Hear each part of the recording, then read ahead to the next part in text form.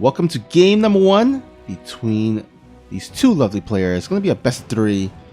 First, spawning here at the top right, we have our red Zerg player playing for Shopify Rebellion. It is SCARLETT.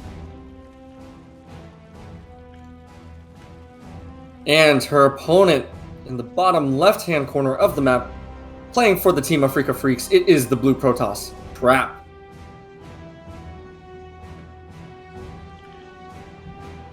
Alright, so a PVZ here on the map of 2000 atmospheres. Looks like Trap will send that early probe once again to block the block the natural of the Zerg, which seems to be the kind of the meta these days. Yeah, forcing SCARLETT to take that triangle location third, which actually her drone was already queued up to head to, interestingly enough. So the mind games and the meta games have already begun. Now, this probe is just going to be a little bit of a nuisance, but nothing too out of the ordinary, as it looks like there will be a standard gas pool follow-up for the Zerg, and for the Protoss, it's just going to be a standard natural nexus after the gateway. Yeah, so as this game goes on, there's really not a lot to open up in this early game. So I want to take the opportunity to talk a little bit about Trap now. I mean, we know the Korean Protoss scene right now as it is. Stats going off to the military on May the 18th, and we do of course know that Zest is probably going to be, there hasn't been any official words, but the rumor is that he will be off to the military soon, which means we're not going to have a lot of Protoss left here in Korea. But luckily, Hero recently came back, and that should provide some firepower on the Protoss side. But also Classic, I believe, is also coming back very soon. So I don't know the level that Classic is at right now, but it's definitely going to be pretty, I guess, exciting to see another Protoss come back into the StarCraft 2 scene. Yeah, I love how we sort of have that reversal of like, hey, we got some new blood on the scene, right? But actually, it's players who, well-renowned players who are actually coming back after their military service, and I just think that that's a very, very cool sort of quirk of Korean StarCraft. It's one of those things that makes it really special. Because I feel like it gives the audience a bigger attachment to the pro players because of the limited time that we get to spend with them. Yeah, for sure. Now, the talking about military service and all that, we did recently hear that unfortunately Innovation will be heading off to the military sometime soon after the World Team League. So we're gonna be losing Innovation, which it's pretty weird to not have Innovation in the StarCraft 2 scene, because he's been with us for like over a decade or something like that, and it's gonna be so weird not having him around to play and represent the Terrans. And also he did indicate that he's probably not gonna come back after military service, because of his age. So this might be actually a permanent retirement. So yeah, I just want to just let everybody know that it's going to be a sad day when Innovation does head off to the military, and we're not going to be able to see him play again. Yeah, that is unfortunate. It feels like we can never have the 4 horsemen of Terran playing all at the same time. But of course, we wish him well and hope that he finds something equally fulfilling in the future. Yeah, absolutely. Now let's get back into this game. We do see a second Stargate coming up here for Trap, so might potentially see a mass void rate build. At the same time, putting on some pressure. Actually, no Spore Crawlers does allow this Oracle to take out 5 drones here, and gets out with 7 life there. A really great opening by Trap.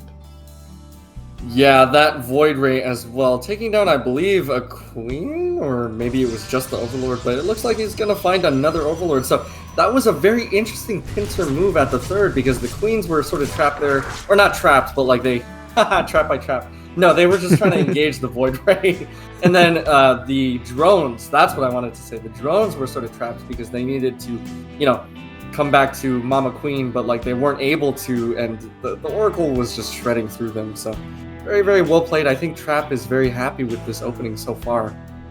Yeah, especially since he was able to retain those units. If maybe he lost the Oracle, it would have been, kind of a more evenness trade, but being that he was able to save it, it's going to allow the Oracle to reaccumulate those energy for maybe some additional drone kills later on in the game, or plant some stasis traps to help out with any pushes, or just tag the army with Revelation to see where the army is at, or if there is any tech building like a spire out and about.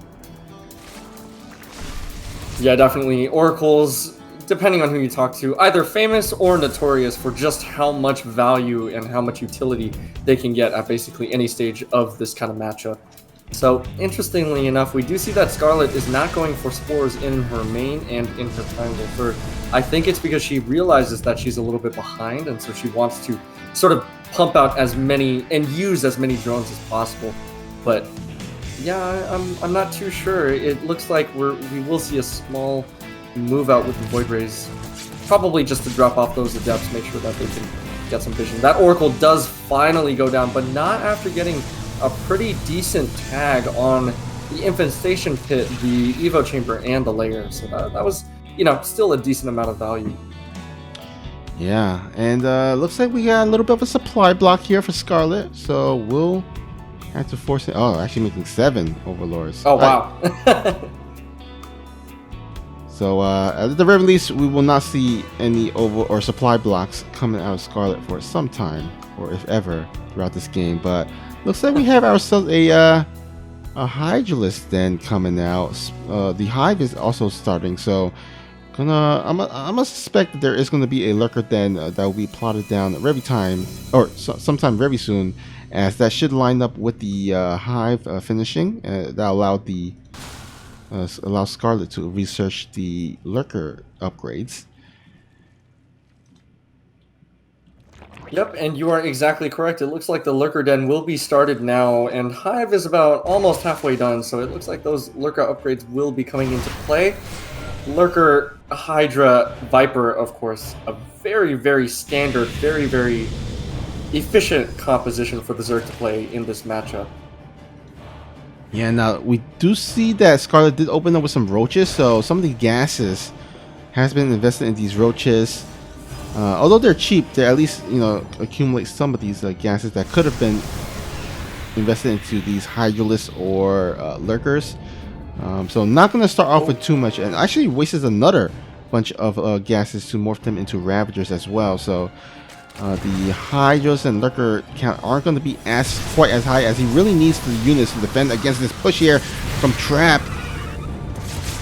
Here we go. The Zealots are pushing forward. I don't think they actually have charge, but some huge disruption Nova is going off on the army as, of course, against Queens, Roaches, and Ravagers, Disruptors are possibly the best thing ever, but that is not going to be enough as Zerg has, of course, maxed out on this very low-tech supply-heavy army, but it will successfully force away the Protoss for now. So now we see Vipers out on the field, and I think that this transition into Lurker Hydra, honestly, if I'm Zest, I'm kind of happy about this because I just forced my Zerg opponent to invest, quote-unquote, too much gas into Roaches and Ravagers, whereas they are not invested into Hydras and Lurkers. So already we see Vipers coming out, and immediately this transition back into Hydra, Lurker, Viper is going to be delayed at least somewhat. So another Disruptor shot is, it's an airball, but it does force the Roach army to stay on its toes. So the Void Ray army, the main force of the Protoss, will be headed back to the 4th, which has just now finished and will begin mining. So again, I think that the transition is delayed from Zerg, but we will have to wait and see for future engagements whether or not that matters. Yeah, I mean, Trap right now looks like he's going to retreat back, and it's going to give SCARLETT some time to build up that Lurker count and the Hydras count. And that is not going to bode well for our Protoss, because his army does not do very well against what SCARLETT is building up towards to. So he's going to have to mix something else into that army there. In the meantime, we do see a little bit of a hit squad. They will get trapped. I guess you can say pun intended or pun no intended, wherever you like to, yeah. However you like to look at that. But yeah, these roaches are going to be taken or picked off by these void rays.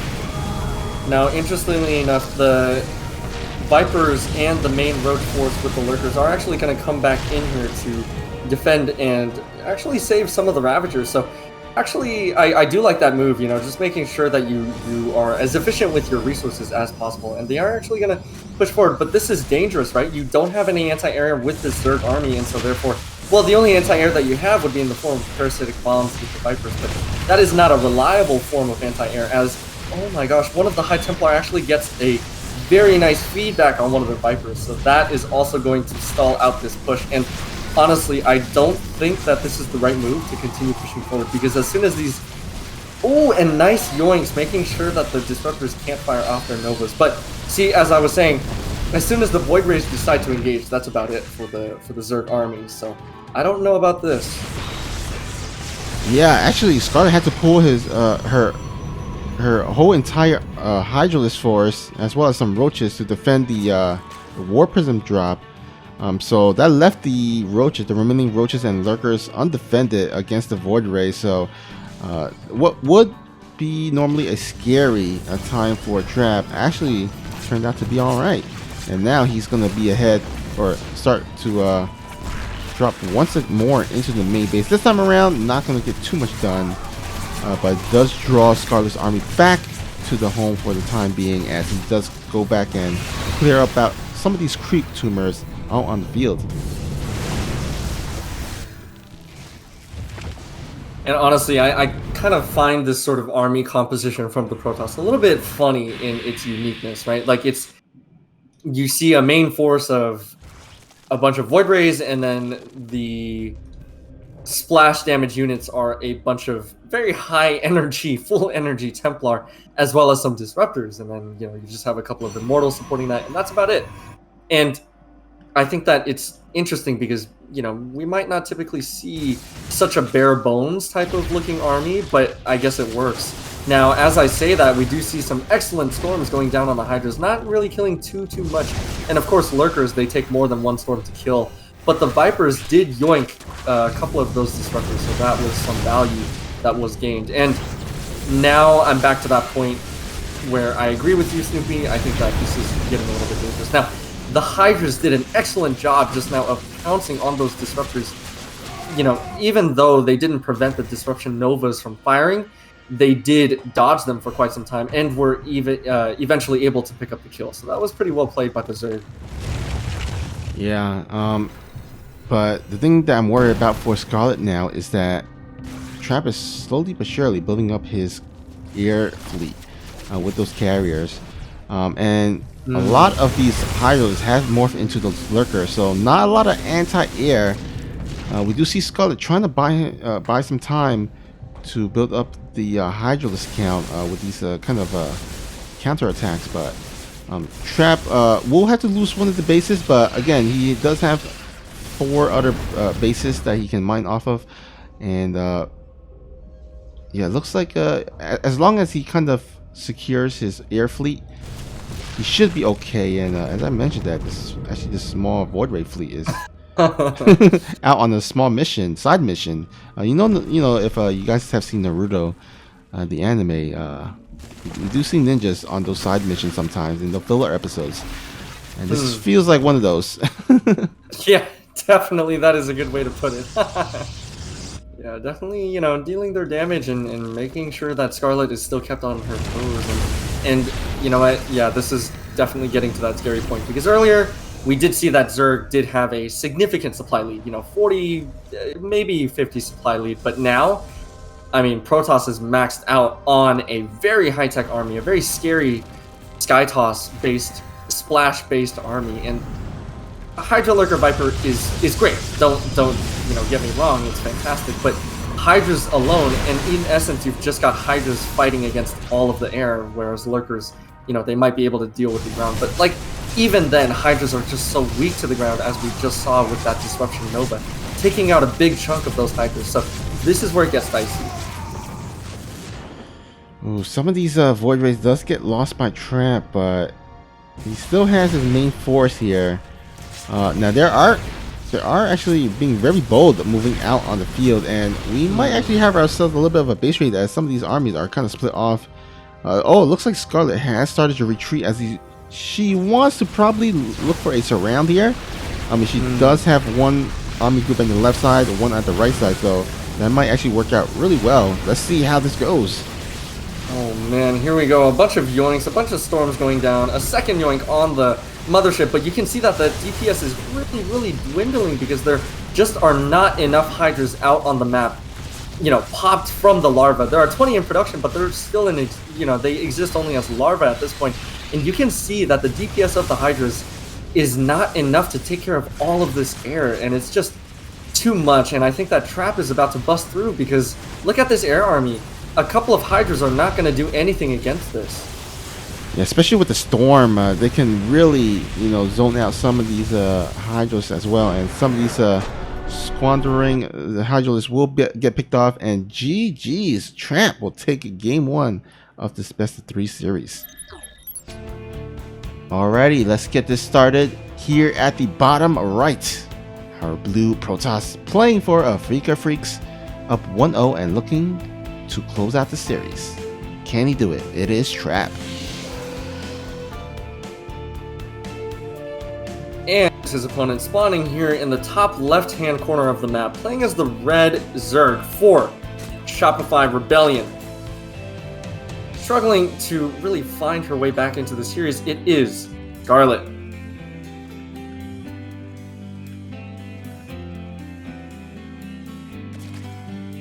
All right, so it looks like that probe is going to find that natural block once again, and SCARLETT is going to go for... Oh, actually some meta games here. I like this move a lot. SCARLETT's still able to find that natural base because she knew that the probe was coming up to the main base. Very cute move. That's what we call meddling the meta. Yeah. Because of course the meta is all Protoss will block it, and the meta is all Zergs will just immediately go for the third as their natural. But nope, SCARLETT does trick Trap in. Yeah, I mean it gets a little bit delayed, but at the very least the drone walk from the main to the natural base will be a bit shorter, so it makes it up in the end. Yeah, definitely.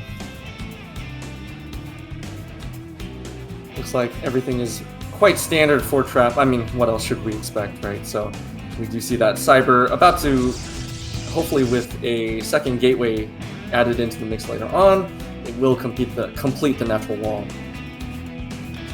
Yep, and it's going to be interesting to see what Trap goes for. I mean, we have seen him, of course, do very well with the air opening in the last game. Will he go for the same one? I mean, the Stargate opening is pretty safe, right? And it's not a bad choice on the specific map as well.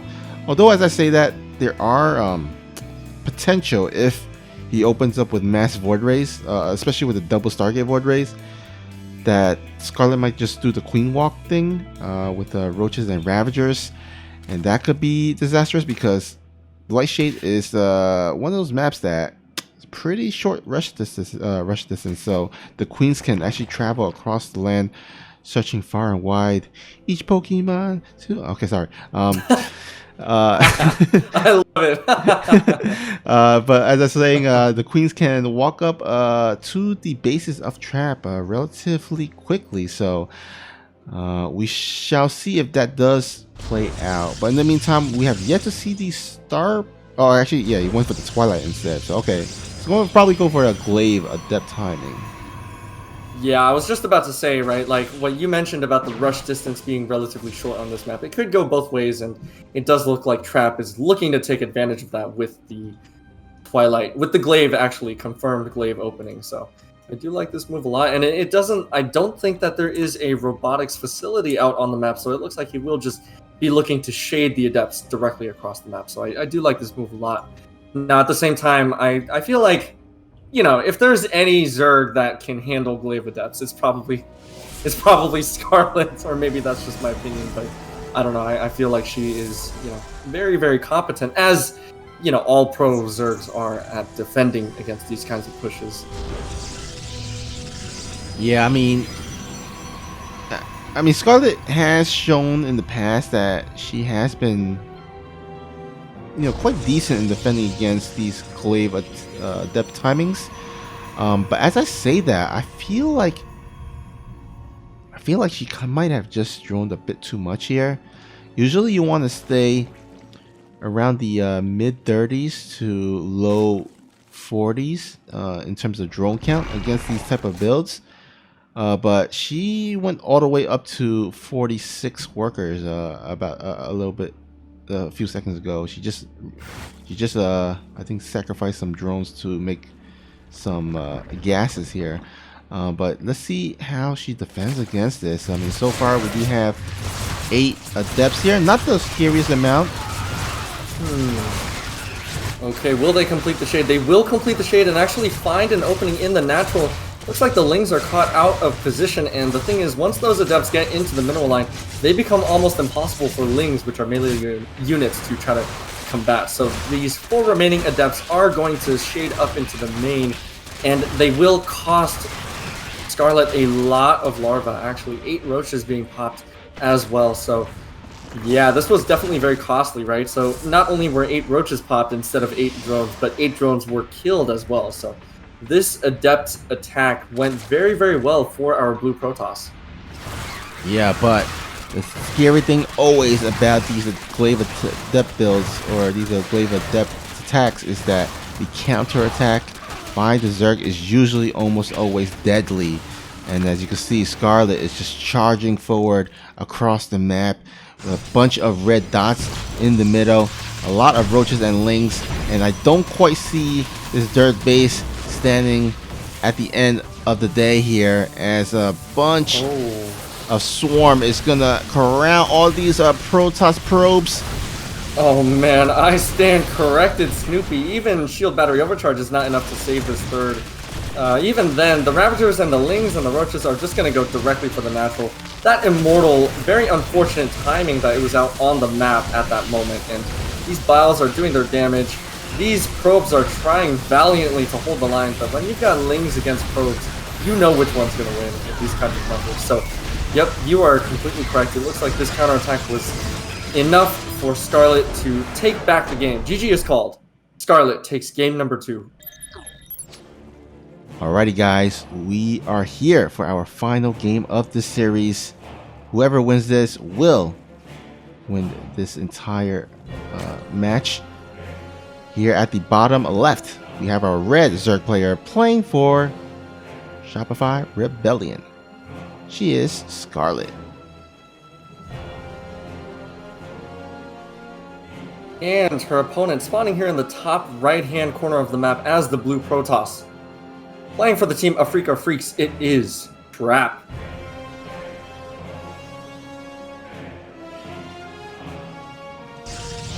Alright, so a little bit of a small thing that I did notice, or have noticed.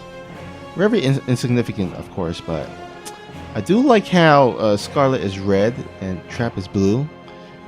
Because, of course, when we think of Scarlet, we think of the Scarlet Red color. And Trap, I think, has historically been playing blue, if I do recall correctly. I mean, like the previous, all the previous series he's played in tournaments, I've almost always seen him go for blue, if I do recall. And so I think it does fit him, especially since he plays for Afrika Freaks, which, of course, is more of a bluish color logo. So yeah, it all fits. No, I definitely agree with you. I cannot recall the last time I saw Trap play as a red Protoss. If I ever see that, I will have seen everything there is to witness in StarCraft 2. But until then, we still have these beautiful color schemes to witness. Alright, so we have ourselves a final game here on Jagannatha. Of course, Jagannatha, one of the more, I guess, interesting maps, because the map is more narrow or more thinner. And then also there's the acceleration zones here. And so, you know, I feel like a lot of wonky games happen on this map specifically, but I guess we'll see in a moments, I guess a few moments, how these players are going to play this one out. You know, given those speed zones, I really want to see SCARLETT go for some sort of really aggressive timing, especially because her natural was taken as the triangle location third. And, you know, I just feel, maybe it's just me, but I feel like it has a lot of potential there just to speedily get across the map and surprise trap with some sort of really aggressive opening. Now, as I say that, we do see a Stargate opening, so immediately the chances of such an attack succeeding are probably diminished, unfortunately. And I say unfortunately because I am biased. I am a huge SCARLETT fan person, so. Well, I gotta say, that Stargate is really well hidden, by the way. That is not going to get scouted anytime soon, especially with the Overlord flying away from it. And that's not a bad place. If any of you Protoss players are watching this, I mean, you might want to hide your Stargate there next time around. Alright, so it looks like it's just going to be a safe Void Ray opening. Void Rays, of course, they have found a lot more utility in recent times. And by recent, I just mean, like, I don't know. What would you say, Snoopy? Like the last half year or so? Or even the last year? I feel like time has become such an illusion since the pandemic. Yeah, definitely within the past year or so. Once the Void Rays got those the speed buff and stuff. Yeah. Right. That has really changed the meta of of all matchups, whether it's PvP, PvT, or PvZ. Mainly in PvZ, of course, as it does give another opening, because it used to be always Oracle and Phoenix openings against in PvZs, but nowadays with that additional option of Void Rays, we do see a lot of variety of openings coming out of the Protoss. Yeah, definitely. Now, of course, we do see that Oracle that has already finished and is also going to move across the map. So, you know, a lot of scouting potential, a lot of harass potential. That Void Ray has already killed an Overlord, for example. So, you know, definitely an opening that gives the Protoss the potential for a lot of control, but mainly it just gives them a lot of options here in the early game. And I do like it a lot. So, of course, we do see Trap also following up with a second Stargate. So, what is this? Is this a double Stargate Void Ray play or double Stargate Phoenix? I feel like it's a little bit late for Phoenixes. Yeah, I think it might be the Void Ray play with a quick, but not like completely all in on the Void Rays, just a quick transition into Robotech here. And yeah, we do see, of course, the two more additional Void Rays coming out of those Stargates. So yeah, definitely going to be like maybe I would say 8 Void Rays maybe or so. And then gonna see him stop and completely transition into gateway units. Might be adding some Storm as well. I have seen Protoss transition into the Storm tech, just because usually the Zerg player will go for fast Hydralisk to counteract those Void Rays. But with the Queen push, that is a different story. He's gonna need units to defend. Yeah, I like this Queen walk a lot. Now, I used to think it would be a walk of shame because I never had faith in these kinds of tactics. But I mean, they've gotten really, really popular, especially with European Zergs, and so, you know, there is a lot of potential here. The Ravagers, of course, are going to be good for biling down buildings and ground units, but of course they are good for zoning out the air units as well. And for, you know, a player of SCARLETT's caliber, it should be quite useful in dealing with these Void Rays. Now, here we go. These first group of Lings are going to engage at the front, and okay, the rest of them are going to stream through. The Queens are taking their sweet time to move across the map and get into position, but once they are in position, it's almost impossible for the Void Rays to engage. You can see that Trap is just sort of poking in and out, and he's not really able to sustain a long fight with the Queens. He is targeting some of the Ravagers, but of course the Lings have broken through as well. Yeah, a little bit of an awkward fight as these Cybernetic Core and Gateways kind of blocking some of these Ravagers. A lot of these queens though out of energy, which means the ward race might be able to take down a bunch of them, but he doesn't have a scary amount of ward race though. The shield battery again was the overcharge was already used, so this is pretty much Trap's what Trap has is what he's gonna have to make use of, and looks like SCARLETT is gonna go ahead and charge forward once more. There are still a lot of queens left, but again, no energy, not a lot of energy left. Can Trap hold on? If I were a betting man, I'd say that Trap does in fact hold on here after losing 22 probes, which is an entire base worth, you know, minerals and gas. Because like you said, the queens are out of energy, and they just do not have that mobility that they need in a fight like this.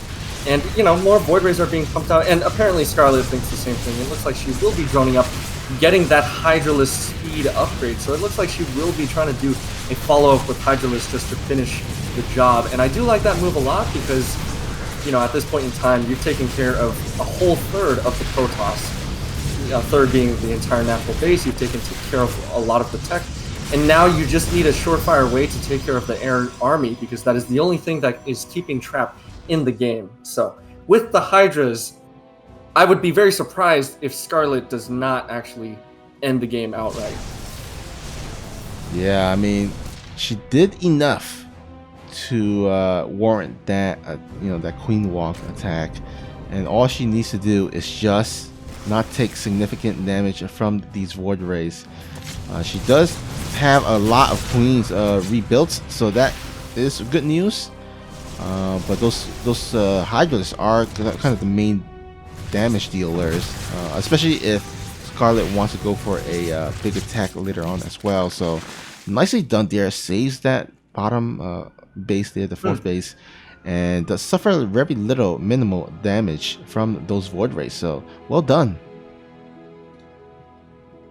Yeah, like you said, well done by SCARLETT. Now, it looks like she is also getting Roach speed, so this looks to be a Roach Hydra follow-up, but at the same time, she is getting the Hive, so it could be that she's just trying to power up even further before she goes in for another attack.